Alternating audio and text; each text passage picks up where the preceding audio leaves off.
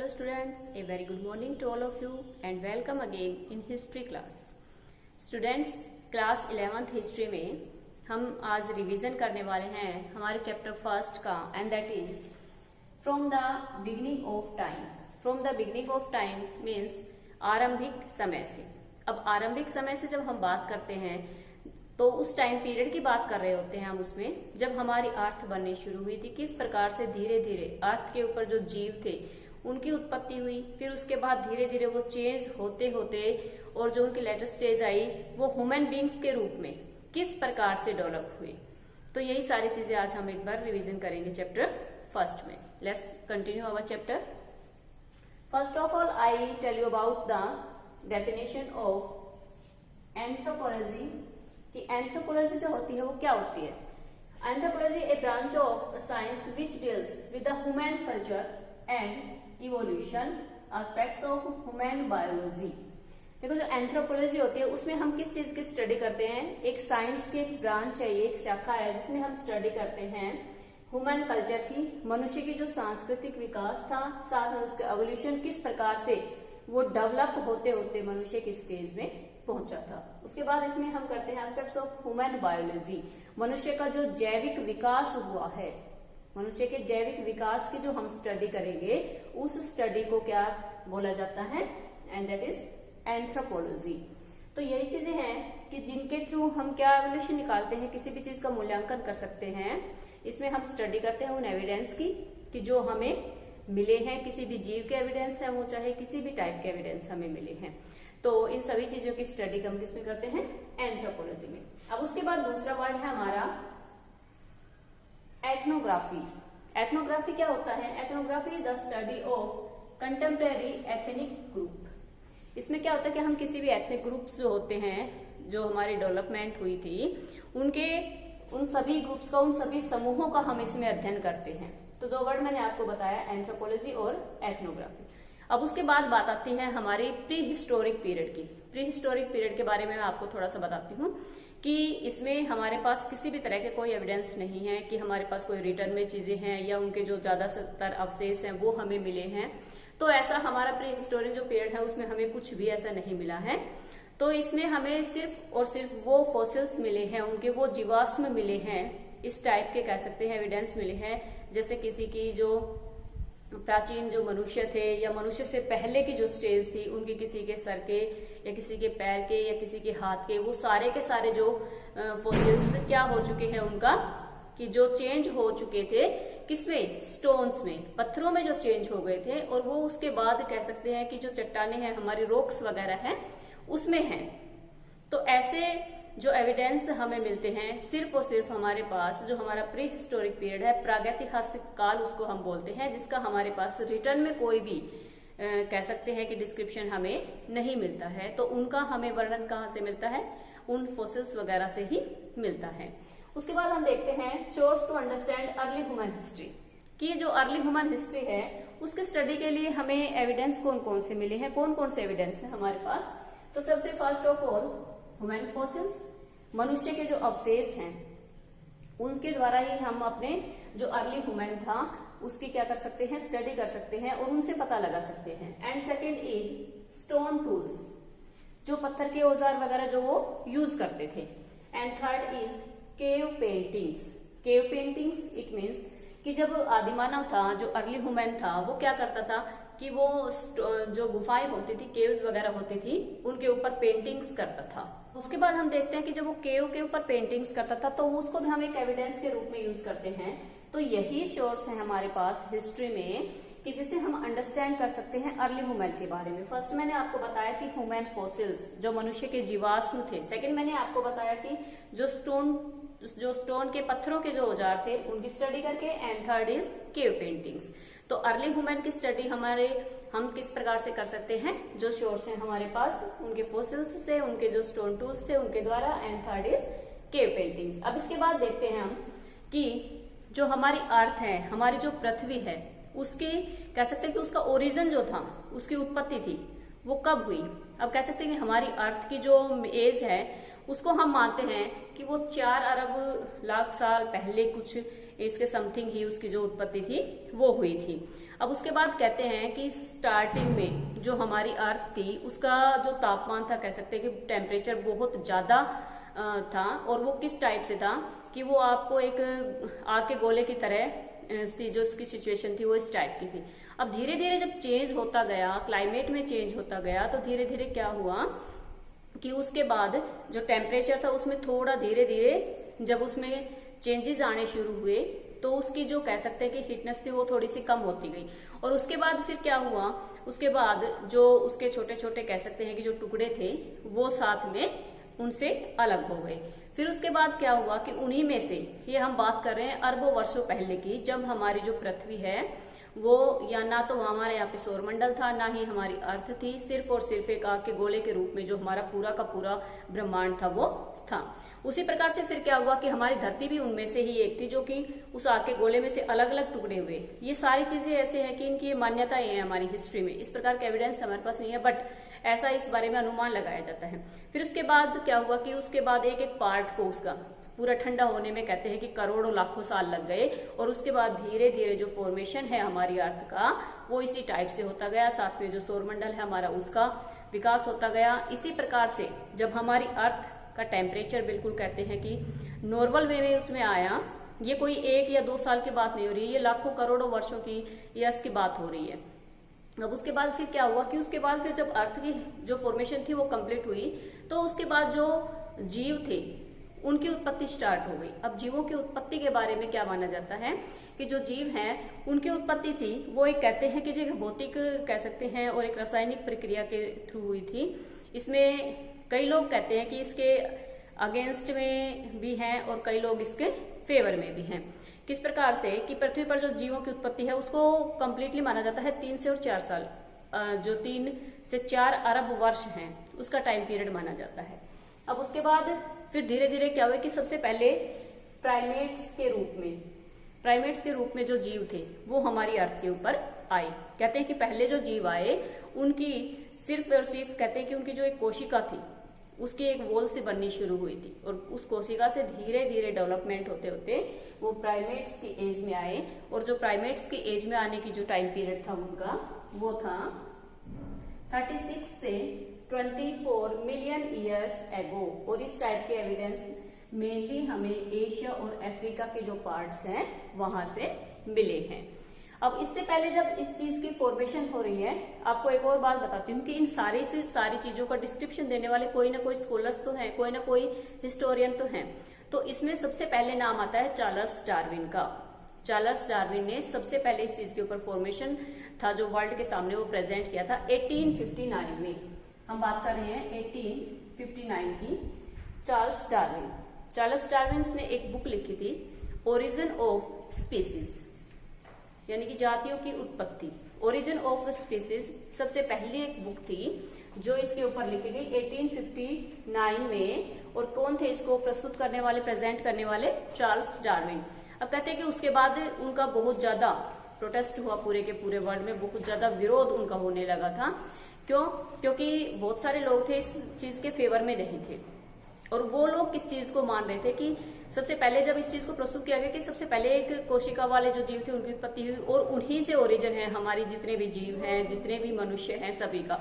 तो वो लोग क्या मान रहे थे? वो लोग इसके अगेंस्ट में क्यों थे? क्योंकि वो जो बाइबल का एक पार्ट है ओल्ड टेस्टामेंट, वो ओल्ड टेस्टामेंट को इसका बेस मानते हैं, जहां से बताया जाता है कि अर्थ के ऊपर सभी जो जीव हैं अपनी एज इट इज जो पोजीशन है उसी में ही क्रिएट हुए थे। तो अब कह सकते हैं कि जो रिलीजियस पीपल थे, धार्मिक लोग भी थे, साथ में जो बहुत ज्यादा कह सकते हैं कि पढ़े लिखे लोग भी थे, वो सारे के सारे अगेंस्ट में हो गए थे। उनका बायकॉट कर दिया गया था चार्ल्स डार्विन का सोसाइटी से कि आप इस प्रकार की जो बुक्स वगैरह हैं वो समाज के सामने प्रस्तुत कर रहे हैं। ओरिजिन ऑफ स्पीसीज के बाद कह सकते हैं कि वर्ल्ड को थोड़ा सा कहीं ना कहीं इस चीज का लगा कि हाँ कुछ ना कुछ तो है जो हमें जिन चीजों का इन्वेंशन करना चाहिए, जिनसे हमें खोज करना चाहिए, जिनसे कि हमें जो हमारी हिस्ट्री है उसका थोड़ा पता चल सके। Let's continue. अब उसके बाद हम बात कर रहे थे प्राइमेट्स की। प्राइमेट्स के बारे में कहा था सबसे पहले एक कोशिका वाले जीव थे, कुछ एमिनो टाइप के जो जीव थे उनका उदय हुआ था। फिर उसके बाद धीरे धीरे डेवलपमेंट होते होते जो प्राइमेट्स थे वो चेंज हो गए होमिनोइड्स में। इनकी जो क्वालिटीज हैं, इनकी बहुत सारी क्वालिटीज हैं कि किस प्रकार से प्राइमेट्स थे, किस प्रकार के होमिनॉइड्स थे और किस प्रकार होमिनॉइड थे। और इनका टाइम पीरियड था 24 मिलियन ईयर्स एगो से, और ये 4 लेग्स वाले जो कह सकते हैं कि जीव थे वो बनने शुरू हो गए इनसे।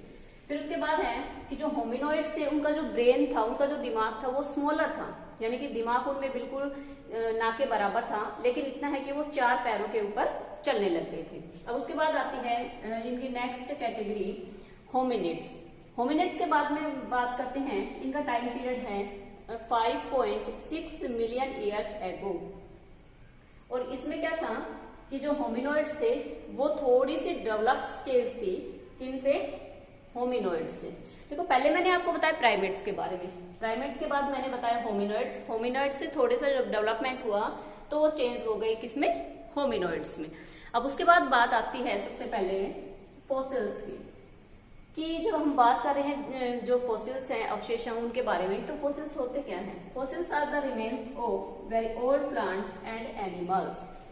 जो हमारे बहुत ही कह सकते हैं कि पुराने पेड़ पौधे थे, जो हमारे एनिमल्स थे, उनके जो अवशेष थे वो चेंज होते होते वहां पर अर्थ के ऊपर पड़े पड़े किसमें चेंज हो गए, स्टोन्स में हो गए। और फिर स्टोन्स में चेंज होने के बाद क्या हुआ कि वो किसमें उसके बीच में जो रॉक्स वगैरह थे, चट्टाने वगैरह थी, उनके बीच में दब गए। तो ये सारी चीजें जो फॉसिल्स है वो हमारे पास एक मेन सोर्स है। किस चीज का मेन सोर्स है? हमारे प्री हिस्टोरिक एज का। अब उसके बाद हम करते हैं स्पीसीज की। जो स्पीसीज होती हैं, मैंने आपको बताया कि चार्ल्स डार्विन की बुक थी ओरिजिन ऑफ स्पीसीज, स्पीसीज का उदय। तो सबसे पहले देखते हैं कि स्पीसीज क्या है।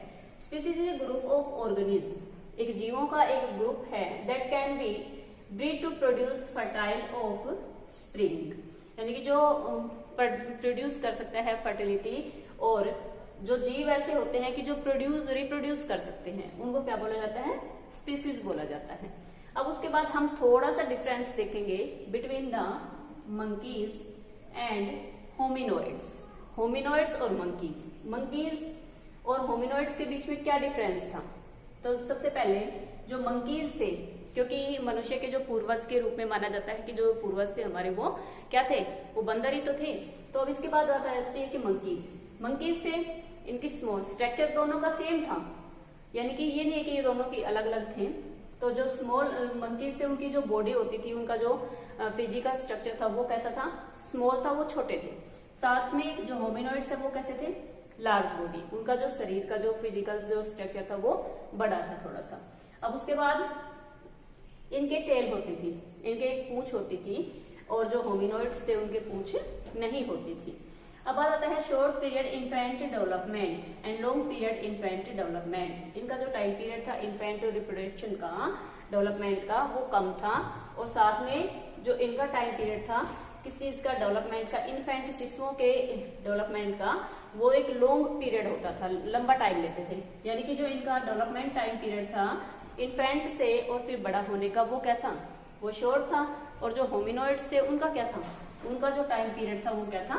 बड़ा था। तो इसके बाद हम देखते हैं, हमने देखा कि डिफरेंस क्या था मंकीज के बीच में और होमिनॉइड्स के बीच में। तो इनके बीच में ज्यादा डिफरेंस नहीं है, बस थोड़ा सा इनका जो फिजिकल स्ट्रक्चर था वो सेम था, बट थोड़ा सा एक स्मॉल जो है डिफरेंसेस के बीच में हम देख सकते हैं। वो किस टाइप का था? इनकी स्मॉल बॉडी होती थी, इनकी जो बॉडी होती वो लार्ज होती थी, और साथ में इनके जो टेल होती थी वो होमिनॉइड्स में नहीं होती थी। तो ये डिफरेंस है। तो इस प्रकार से स्टूडेंट्स हमने देखा कि जो मनुष्य का बनना स्टार्ट हुआ, पृथ्वी के ऊपर जो जीवों की उत्पत्ति स्टार्ट हुई थी, उसमें सबसे पहले हमारे प्राइमेट्स से धीरे धीरे डेवलप होते होते और फिर कैटेगरी आई किसकी?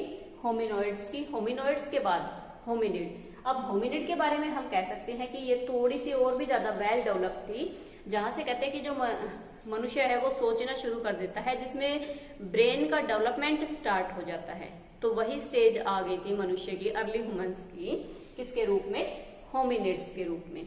अब एक बार डिफरेंस देखते हैं होमिनिड्स और होमिनॉइड और होमिनिड्स के बीच में, कि इनके बीच में क्या डिफरेंस है।